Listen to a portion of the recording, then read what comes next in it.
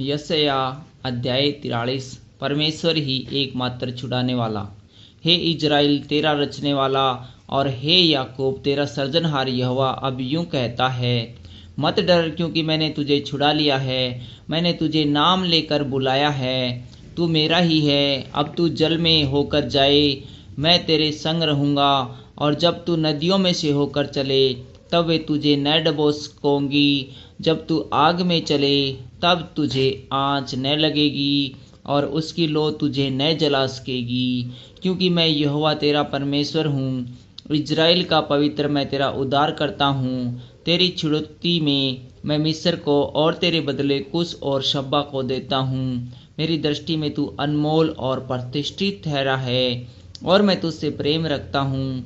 इस कारण मैं तेरे बदले मनुष्यों को और तेरे प्राण के बदले में राज्य राज्य के लोगों को दे दूंगा।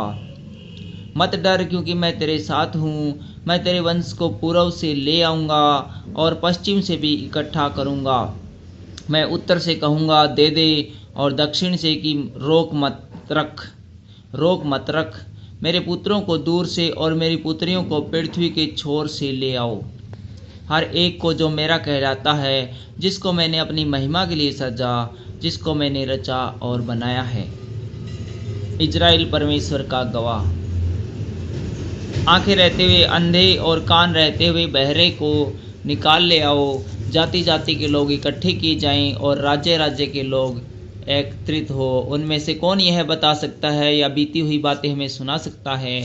वे अपने साक्षी ले आएं, जिससे वे सच्चे ठहरे। वे सुन ले और कहे, यह सत्य है। यहोवा की वाणी है, तुम मेरे साक्षी हो और मेरे दास हो, जिन्हें मैंने इसलिए चुना कि समझ कर मेरी प्रतीति करो और यह जान लो कि मैं वही हूँ। मुझसे पहले कोई परमेश्वर न हुआ और न मेरे बाद कोई होगा।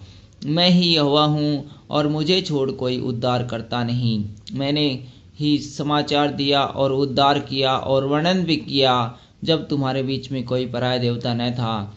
इसलिए तुम ही मेरे साक्षी हो। यहोवा की यह वाणी है, मैं ही परमेश्वर हूँ और भविष्य में भी मैं ही हूँ। मेरे हाथ से कोई छुड़ा न सकेगा। जब मैं काम करना चाहूँ तब कौन मुझे रोक सकेगा? बेबीलोन से बच जाना।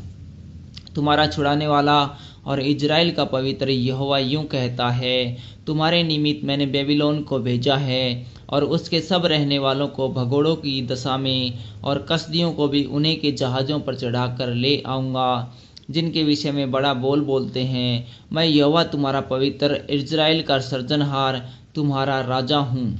यहोवा जो समुद्र में मार्ग और प्रचंड धारा में पथ बनाता है, जो रथों और घोड़ों को और सूरवीरों समेत सेना को निकाल ले आता है। वे तो एक संग वहीं रह गए और फिर नहीं उठ सकते। वे बुझ गए, वे सन की बत्ती के समान बुझ गए हैं। वह यूं कहता है, अब बीती हुई घटनाओं का स्मरण मत करो, न प्राचीन काल की बातों पर मन लगाओ। देखो मैं एक नई बात करता हूँ, वह अभी प्रकट होगी, क्या तुम उससे अनजान रहोगे? मैं जंगल में एक मार्ग बनाऊंगा और निर्जल देश में नदियाँ बहाऊंगा। गिद्धड़ और शुतुरमुर्ग आदि जंगली जंतु मेरी महिमा करेंगे, क्योंकि मैं अपनी चुनी हुई प्रजा के पीने के लिए जंगल में जल और निर्जल देश में नदियाँ बहाऊंगा। इस प्रजा को मैंने अपने लिए बनाया है कि मेरा गुणवाद करे।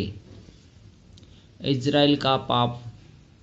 तो भी हे याकूब, तूने मुझसे प्रार्थना नहीं की, वरन हे इज़राइल, तू मुझसे उकता गया है। मेरे लिए होम बलि करने को तू मेमने नहीं लाया और न मेल बलि चढ़ाकर मेरी महिमा की है। देख, मैंने अन्न बलि चढ़ाने की कठिन सेवा तुझसे नहीं कराई, न तुझसे धूप लेकर तुझे थका दिया है। तू मेरे लिए सुगंधित नरकट रुपये से मोल नहीं लाया और न मेल बलियों की चर्बी से मुझे तृप्त किया, परंतु तूने अपने पापों के कारण मुझ पर बोझ लाद दिया है और अपने अधर्म के कामों से मुझे थका दिया है। मैं वही हूँ जो अपने नाम के निमित्त तेरे अपराधों को मिटा देता हूँ और तेरे पापों को स्मरण न करूँगा। मुझे स्मरण करो, हम आपस में विवाद करें। तू अपनी बात का वर्णन कर, जिससे तू निर्दोष ठहरे। तेरा मूल पुरुष पापी हुआ और जो जो मेरे और तुम्हारे बीच बिचवई हुए, वे मुझसे बलवा करते चले आए हैं। इस कारण मैंने पवित्र स्थान के हाकिमों को अपवित्र ठहराया। मैंने याकूब का सत्यानाश और इजराइल को निंदित होने दिया है।